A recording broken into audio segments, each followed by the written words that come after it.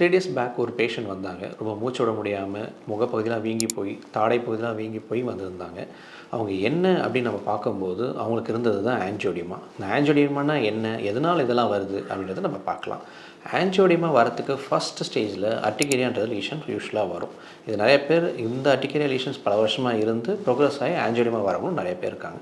அர்டிகேரியானா என்ன அப்படின்னா, உடம்புக்குள்ள அங்கங்கே சின்ன சின்னதா ஆல்மோஸ்ட் ஒரு 1 to 2 சென்டிமீட்டர் ரேஞ்சஸில் ரெய்ஸ்டாக இச்சிங் கூட வரக்கூடிய ஒரு இச்சி லீஷன் தான் அந்த அர்டிகேரியா. இந்த அர்டிகேரியா லீஷன்ஸ் ஃப்ரம் சின்ன வயசுலேருந்து பெரியவங்க வரைக்கும் நிறைய பேருக்கு வரும். இது எல்லாருக்குமே யூசுவலாக ஒரு 1 வீக் ஒன்ஸ் வரலாம், இல்லை மந்த்லி ஒன்ஸ் வரலாம், இப்படி தான் இருக்கும். ஆனால் ஒரு சில பேருக்கு மட்டும் தொடர்ந்து அவங்களுக்கு எவ்ரிடே அண்ட் நைட் வந்துக்கிட்டே இருக்கும். அவங்களுடைய நார்மலான யூஸ்வலான ஒர்க்கே செய்ய முடியாமல் இருக்கும். சில பேருக்கு தைராய்டோட அசோசியேட்டடாகவும் இவங்களுக்குலாம் வரலாம். இப்படி வரவங்களுக்கு எல்லாருமே இந்த லீஷன் கொஞ்சம் கொஞ்சமாக ப்ரோக்ரஸ் ஆகி உடம்போட எல்லா பகுதியிலையும் வரும். தென் யூஸ்வலாக 1 hour 2 ஹவர்ஸில் இருக்கிற லீஷன்ஸ் ரொம்ப ப்ரோக்ரஸ் ஆகி 24 ஹவர்ஸ் தாண்டியும் போகலாம். ஸோ இப்படிப்பட்டவங்க எல்லாருமே கண்டிப்பாக கேர்ஃபுல்லாக இதுக்கான காரணங்கள் என்ன அப்படின்னு பார்த்து நிச்சயமாக ட்ரீட் பண்ணணும்.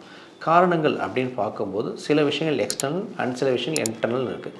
எக்ஸ்டர்னல் விஷயங்கள் என்ன அப்படின்னா, நம்ம சாப்பிடக்கூடிய சில உணவுகளாகவும் இருக்கலாம், இல்லை மேலே படக்கூடிய சில பொருட்கள், அதாவது நம்ம யூஸ் பண்ணக்கூடிய டூத் ப்ரஷ்லேருந்து டூத் பேஸ்ட்லேருந்து எக்ஸ்டர்னல் ஏஜென்ட்ஸ் அப்படின்னா என்ன அப்படின்னா, நம்ம மேலே கூடிய போலன்ஸ், உல், இந்த மாதிரியான சில விதமான டை யூஸ் பண்ணக்கூடிய சில கிளாத்ஸ், இது எல்லாமே எக்ஸ்டர்னல் ஏஜென்ட்ஸ் சொல்லலாம். இந்த மாதிரியான விஷயங்கள் பட்டும் நிறைய பேருக்கு வித்தியாசமான அடிக்கடியாக வரும்.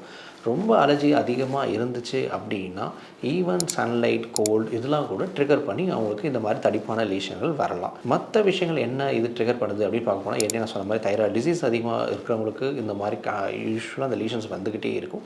தென் டயபிட்டிஸ் இருக்கிறவங்களுக்கும் இந்த லீஷன் ரொம்ப காமனாக பார்த்துக்கிட்டே இருக்கலாம். இப்படிப்பட்ட இருக்கிறவங்க எல்லாருமே நிச்சயமாக அவங்களுக்கு ஒரு வீக்குக்கு 3 டைம்ஸ்க்கு மேலே இந்த அட்டாக் வருது அப்படின்னா நிச்சயமாக கண்டிப்பாக டாக்டர்ஸ் போய் கன்சல்ட் பண்ணணும். ஃபர்தராக ப்ரோக்ரஸ் ஆகாமல் இதுக்கான ட்ரீட்மெண்ட்டும் எடுக்கலாம்.